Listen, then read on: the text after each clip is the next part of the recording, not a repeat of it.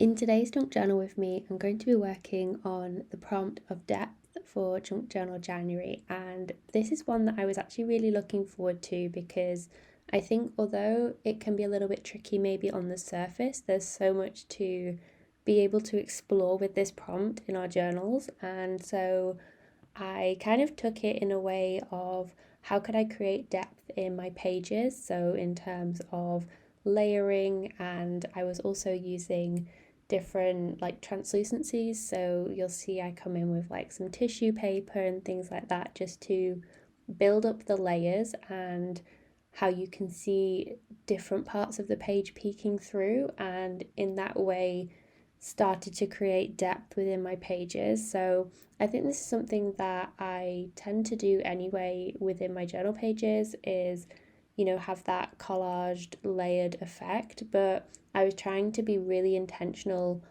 with thinking about depth and actually playing into that translucency element a little bit more. And so I did a lot of experimenting and moving different papers around to see what would work best on the page. And originally I was going to work just on the left hand side of this page, but eventually I branched out and I did end up going across 2 pages with this spread, which I think worked really well in the end for when I came to adding the text onto the page, because I just wanted a nice base to work on and I almost didn't want to sort of restrict myself too much in terms of just working on this left hand side. But sometimes I feel like I have to feel out the journal page a little bit and sort of get to grips with what I'm gonna have where and just see what I think feels right for the page. So you'll see I kind of went through a few different phases in terms of like what layouts I was going to do, but I had this tissue paper that actually came in some packaging, and obviously I saved it. I always save all the tissue paper that I come across. And I actually decided to layer it on the background here. So the page was made up of a few different elements. This was one of the patchwork pages that I had. So there was some book paper, there was some plain tea-dye paper, all sorts of things. And so I decided to add it on the left-hand side there, and you'll see the tissue paper almost blends straight into the book page and you're just left with the black dots, which I thought was a really nice way of having that depth to a page, because I've added an element and it's almost like it was meant to be there on the page, that you can't quite see at first glance that that's something I've actually stuck onto the page. And I think that's something I just really love about adding tissue paper and also napkins, actually, when you separate the different layers of a napkin and then glue it down and it almost just like melts into the page and you wouldn't know it was there. I think that's a really great way of adding like a starting base and creating some depth within your page, because you have the play between what you've glued onto the page and then also what was already there. So especially if it was maybe something like I've done with text, or if it was like music sheet paper or whatever it was, you get that play between the two different elements there. And then of course I'm coming in and adding even more like collage elements on the top to again build up the layers and the depth. So I also had this note card that was from the same order actually, of the tissue paper, but it had this really nice sort of like gold foiled like stars and moon on it. And I just knew that I wanted to be able to include it on a page somewhere, so I ended up using it as a layered element, and then I also came in and added it as a tab on the side of the page as well. But I was just gluing something down here because the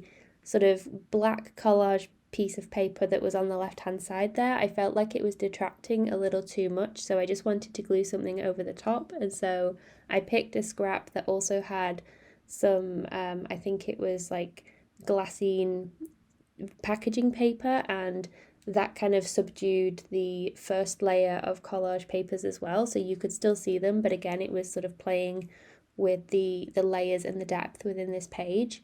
So this is the little tab that I've added just to the side here, so it doesn't really like have a function other than it just looks nice on the edge of a page. And I really love adding the odd tab to my pages, especially when they have that eclectic feel. If you use like different I've done like ribbons in the past or different like pieces of paper, like just folding them in half and just stapling them onto the edge of your page can be a really fun way just to add another detail and something extra. I just like to use my stapler. I think it's just really easy, and I actually quite like the way that staples can look in junk journals. So at this point of the page, I was really trying to think about what sort of like end layout I wanted, because I'd built up a bit of a background and played with those different collage papers, but as of this point, I didn't really have like a composition almost for this page. Like it wasn't clear other than just random things on the page where the focal point was going to be, for example, or where I was going to potentially add some text. You know, I have to sort of think about those things as I'm creating the page. Otherwise, I find myself caught in just like adding loads of things everywhere. And so I wanted to make sure that I was using the space in a way that would allow me to add any text if I wanted to, or just to have that focal point. And so I decided to come in with just a few like larger and more clear bits of collage on the right hand side here. So just a few different elements, kept this a lot more simple, but it was something that still tied in with what I had going on the left hand side of the page. And I ended up just leaving the string of this tag actually on the page, because I also like the way that it looks when you have things peeking out of your journals. And I was thinking about writing onto this tag itself, but I wasn't quite sure what quote I wanted to include. So as I was thinking about that, I thought, well, let's just add like a few more bits to the page, maybe some stickers, and just sort of see whether anything comes to mind, or, you know, I have any ideas, because I sort of felt like if I just put the text onto the tag there on the right hand side, the page would feel a little bit disjointed in terms of like where things were. Like they would sort of feel like two different halves. Like even though I felt like they were a bit cohesive, like they wouldn't be like joined as one page, if that makes sense. So I decided to actually come in with some alphabet stickers. These are white ones. Now they do show up a lot better in person, but you do also have a slight subtlety where you can obviously see them.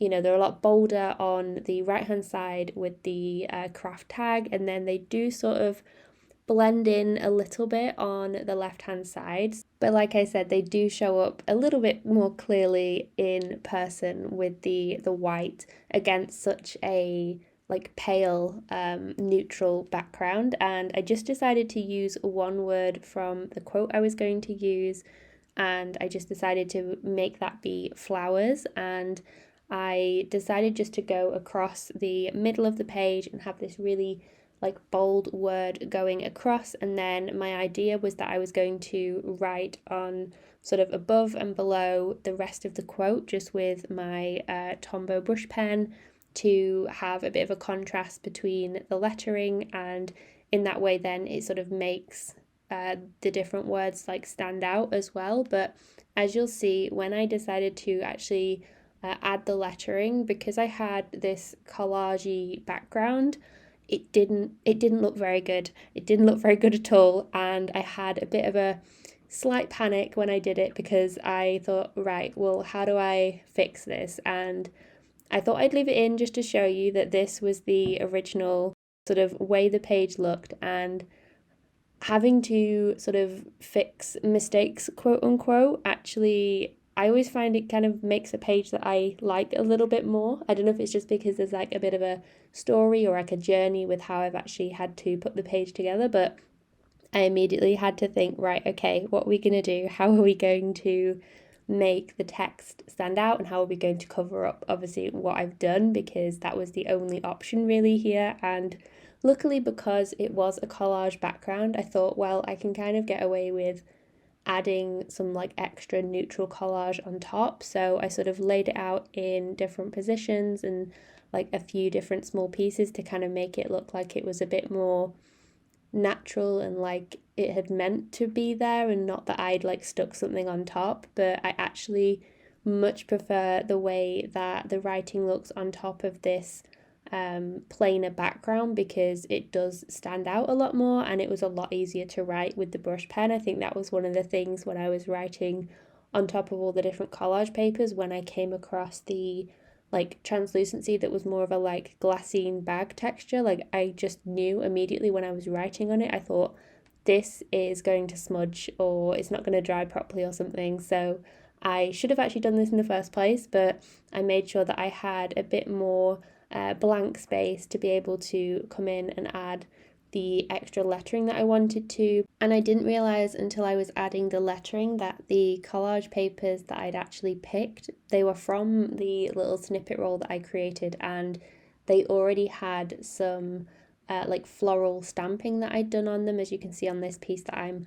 adding here and tucking between the letters, which actually turned out to be very fitting for this page and this quote in particular. And I feel like it all came full circle, and I really went through a bit of a process and a journey with putting this page together, and having the text stand out is something that I think really makes the white lettering look even more effective, I think, because you do have that like true contrast and it's not all just blending into one, and you sort of think, why is there a word on there that I can't read very well? So I think that having that black and white contrast ended up working quite well on the page. And it was really interesting because I didn't have any imagery on this page. I just had the text and the lettering sort of be the focal point of the page, and that's something that I don't think I do very often. I normally have to have like some sort of floral image or just some imagery that's the focal point, and so it was really nice to actually just have the text be the focal point for this page. And I think that also helped the rest of the collage bits and pieces to almost not blend into the background too much, but become their own sort of imagery in a way. Like you're sort of looking more at the different collage papers and scrappy elements that I've got on this page. So that is my junk journal page for the prompt of depth. Let me know down below in the comments what you've created for this prompt. I think it's a really interesting one, and I think there'll be lots of different interpretations of this prompt. But as always, thank you for joining me, and I'll see you in the next one.